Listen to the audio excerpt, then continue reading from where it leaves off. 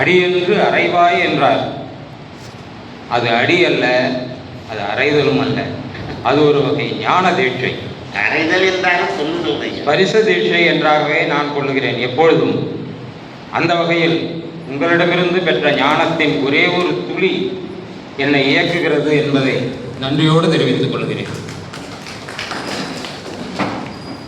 இந்த கருத்தரங்கத்தை நடத்த வேண்டும் என்று சொன்னபோது மே மாதத்தில் பள்ளிக்கு செல்ல இயலாது, ஆகவே ஒரு கருத்தரங்கம் நடத்த வேண்டும் என்று சொன்னபோது நம்ம தேவசேனாதிபதியா பேசும்போது சொன்னாங்க. அப்பொழுது நான் விரும்பி எடுத்துக்கொண்ட தலைப்பு காமம், காமத்துப்பால்.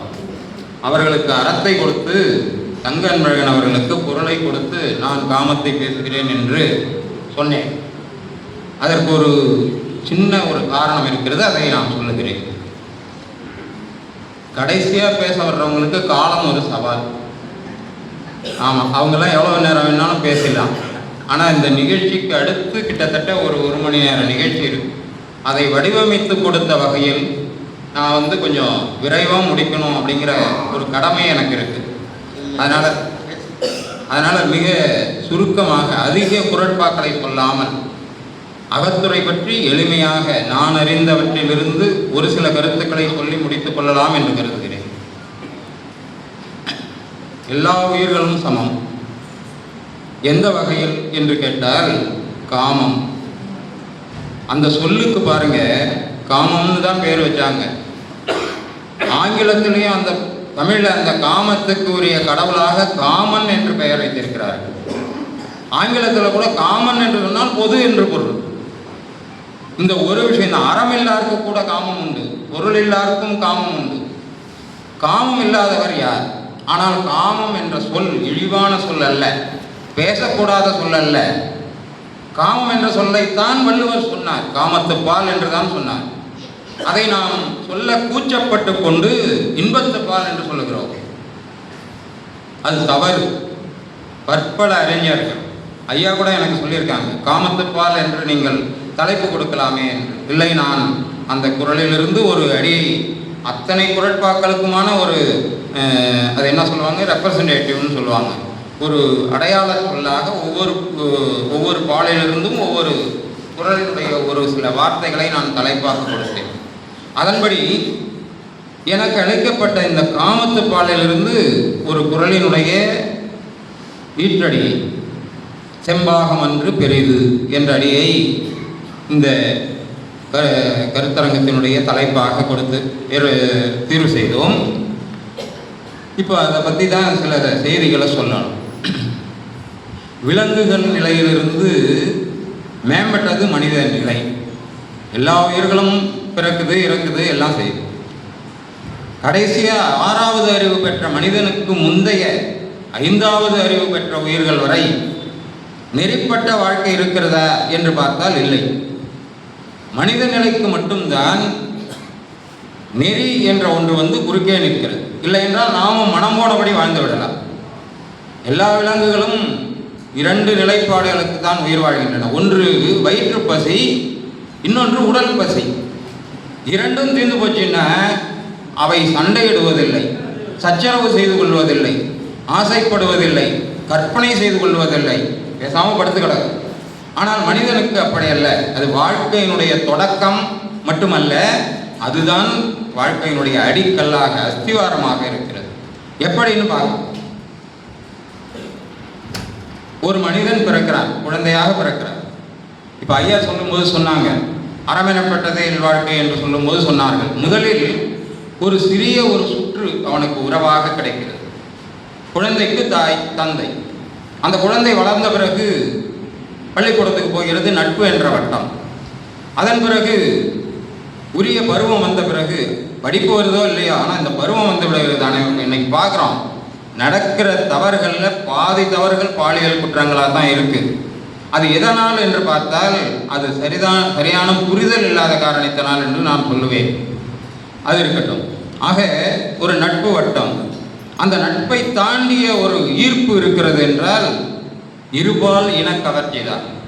அந்த இருபால் இனக்கவர்ச்சி இல்லாமல் யாராவது ஒருத்தவங்க வாழ முடியுமா? அப்படி வாழ்ந்திருந்தால் நாம் பிறக்க முடியுமா? நம் தாய் தந்தையர் பிறந்திருக்க முடியுமா? பரம்பரை வந்திருக்க முடியுமா? அதனால் மாத்திரையை கூட இனிப்பு தடவி தாங்க சாப்பிட்றோம். மாத்திரையை கூட இனிப்பு தடவி சாப்பிட்றோம். ஆனால் அது போல தான் இயற்கை நமக்கு காமம் என்ற இனிப்பை தடவி நமக்கு இல்வாழ்க்கையை கொடுத்திருக்கிறது. இந்த இல்வாழ்க்கை கசந்து விடக்கூடாது, துன்பத்தால் துவண்டு விடக்கூடாது என்பதற்காக காமம் என்ற ஒன்றை இயற்கை வகுத்து நம்மை பிறக்க வைக்கிறது. இந்த எல்லா உணர்வுகளையும் அறிவை பள்ளிக்கூடத்துக்கு அனுப்பி தான் நம்ம கற்றுக் கொடுக்கணும். ஆனால் காமம் என்பதை எங்கேயும் அனுப்பி சொல்லிக் கொடுக்க முடியாது. சொல்லித் தருவதில்லை மன்மதக்கலை என்பார்கள். ஆக இந்த உடல் சார்ந்த இந்த இயக்கம் விலங்குகள் போலவே நம்மையும் கொண்டு செலுத்திவிடக்கூடாது என்பதற்காக அதற்கு சில நெறிமுறைகளை வகுத்தார்கள். எந்த மொழியிலும் சரி, எந்த நாட்டிலும் சரி, காமத்துப்பாலுக்கு அல்லது காமம் தொடர்பான செயல்பாடுகளுக்கு நெறிமுறை உண்டா என்று கேட்டால், வழிவகை உண்டா என்று கேட்டால், எனக்கு தெரிந்தவரை இல்லை. நான் படிக்கவில்லை என்று வேண்டுமானாலும் ஒப்புக்கொள்ளலாம். ஆனால் தமிழ் மொழி மட்டும்தான் காமத்தை அழகாக சொன்னது. களவியல் என்று ஒரு பிரிவு, அதை தாண்டி கற்பியல்.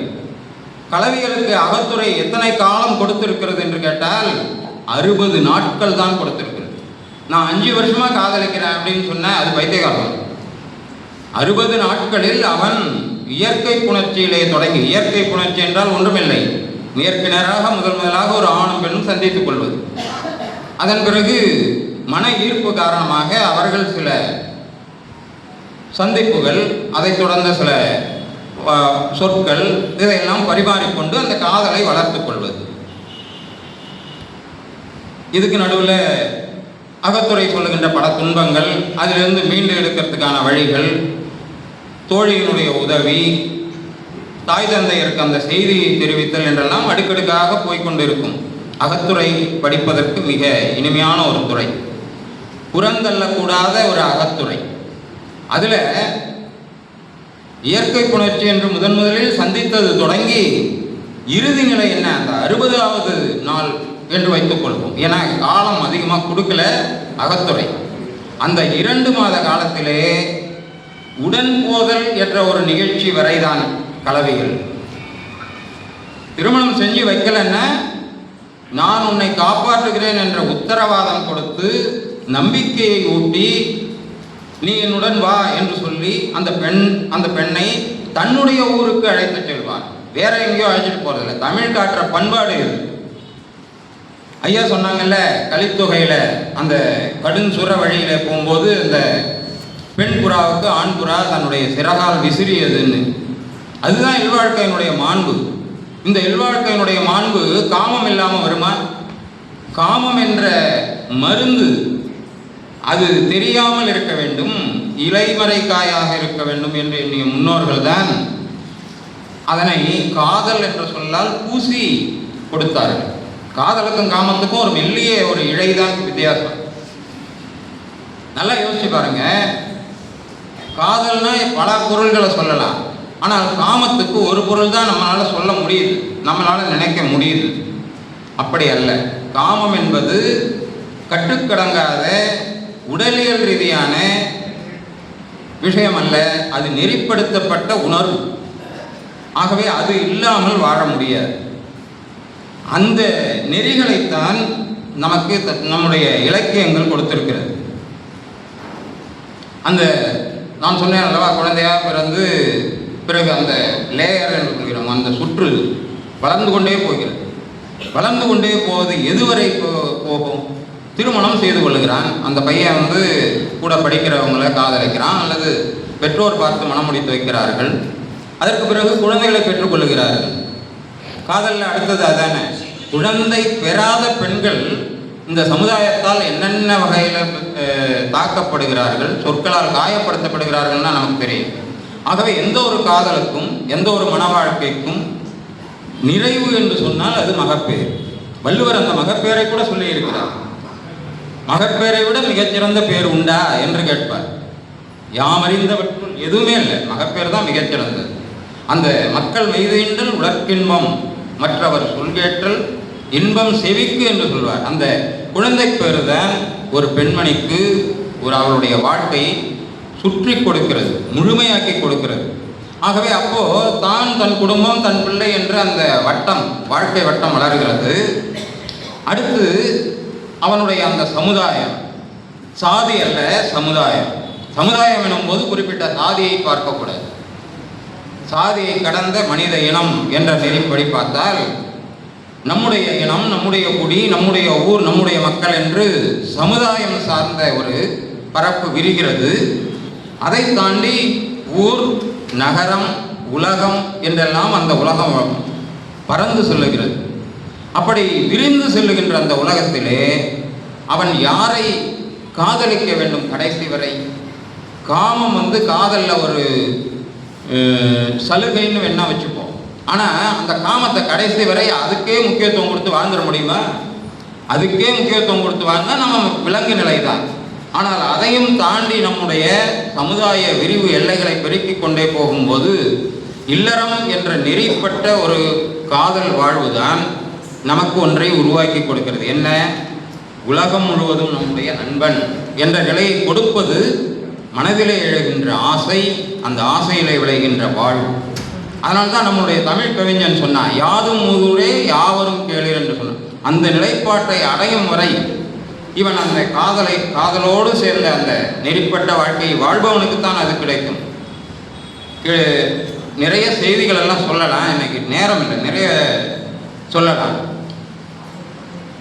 ரொம்ப வருத்தமாக இருக்குது. பல செய்திகள்லாம் பார்க்கும்போது இல்லறத்தில் நடக்கிற அந்த அனாவசியமான நம்ப முடியாத இல்லையா. இன்னைக்கு போன வாரம் ஒரு பையன் தாயை குத்திட்டான் சார்.